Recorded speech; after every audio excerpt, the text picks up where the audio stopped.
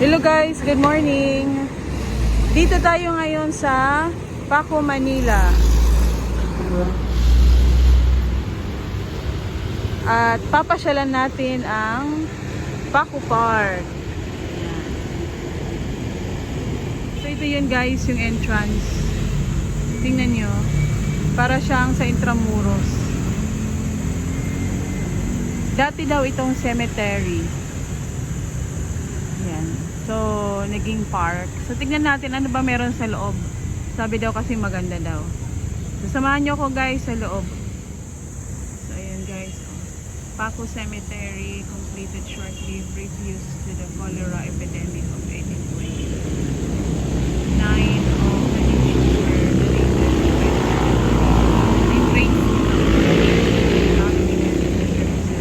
of the Dominicans to the victims of cholera.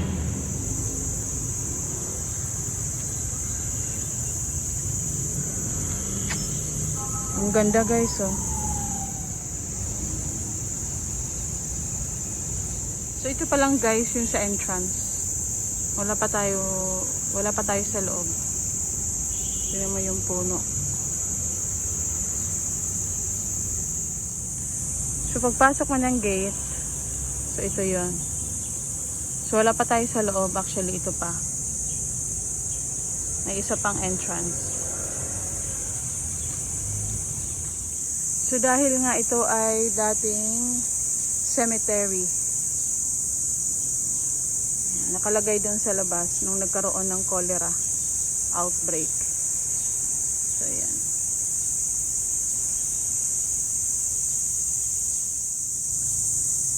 Ang luwag pala nito hanggang doon sa likod.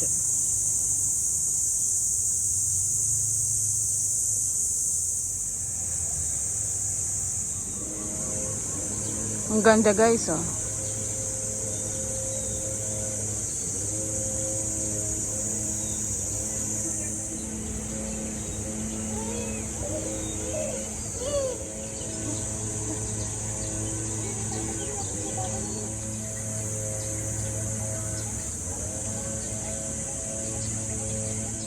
Ang sarap din tambayan dito guys, oh.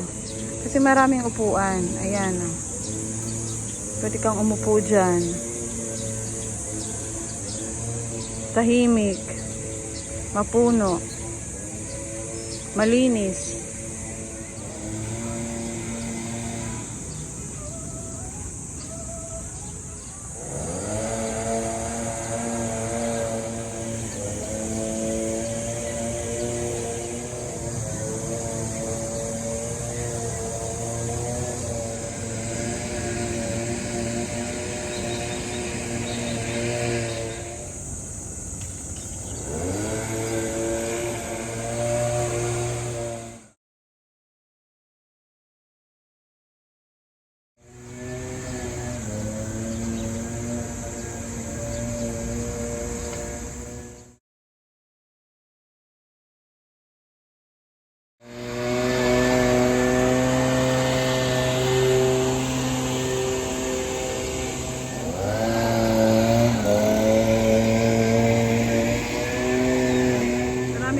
Jogging dito.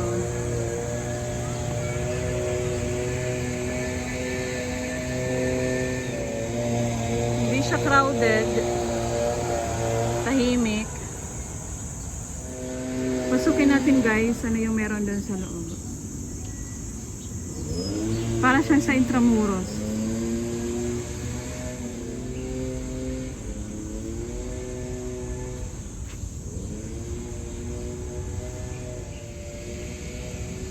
Para siyang sa Intramuros.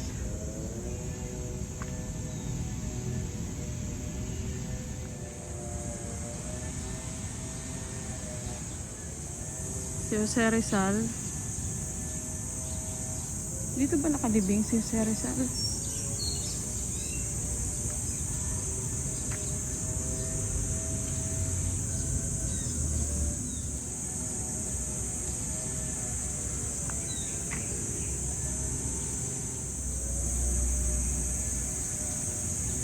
So ayan guys, nagtanong tayo. So pagkabaril daw ni Jose Rizal, dito talaga siya inilibing agad. So binaril siya sa Luneta. Tapos inilibing siya dito sa Paco Cemetery.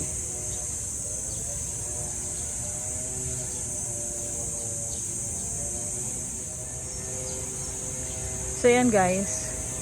So nagtanong tayo. So dito talaga unang inilibing si Dr. Jose Rizal, ang ating pambansang bayani. So pagkabaril sa kanya sa Luneta, inilibing siya dito sa Paco Cemetery.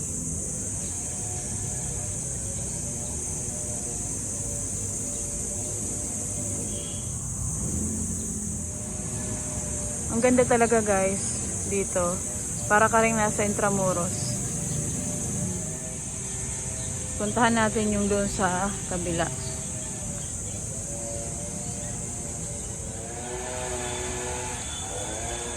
May gate dito. Pasok tayo.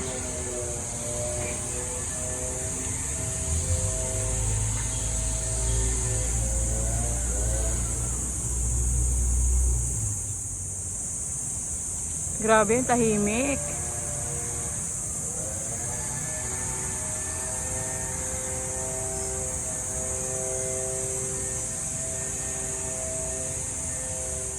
Yan, may upuan doon.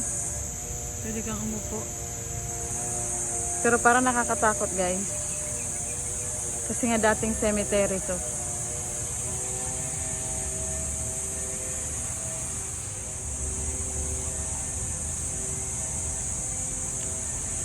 Labas na tayo guys. May isang gate pa dito.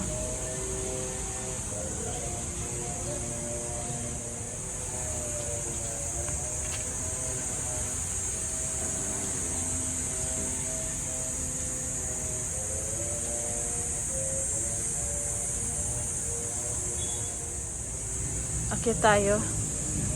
Ano meron sa taas?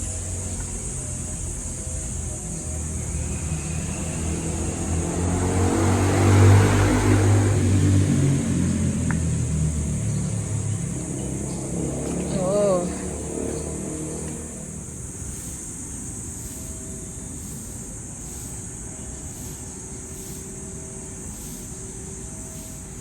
Para talaga siyang Intramuros.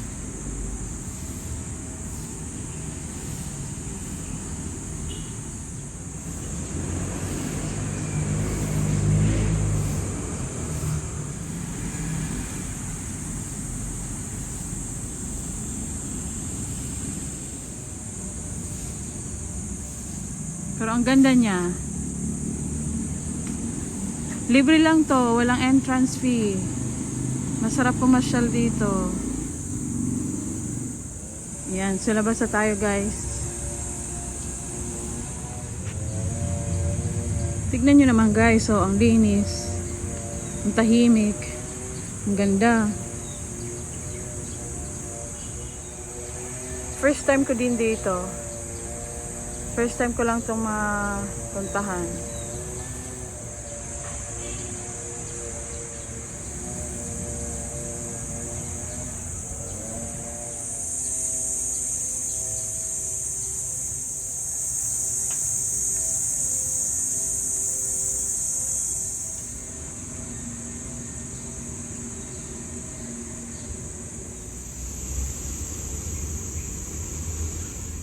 So ayan guys, palabas na tayo. Malapit lang to guys sa may UN Avenue. Sa may likod lang din ng Emilio Aguinaldo College. Malapit din sa Adamson University. Ang Paco Park. So maganda siya. Hidden gem. Kasi hindi siya gaanong kilala, pero maganda pala. So yun lang guys. Bye.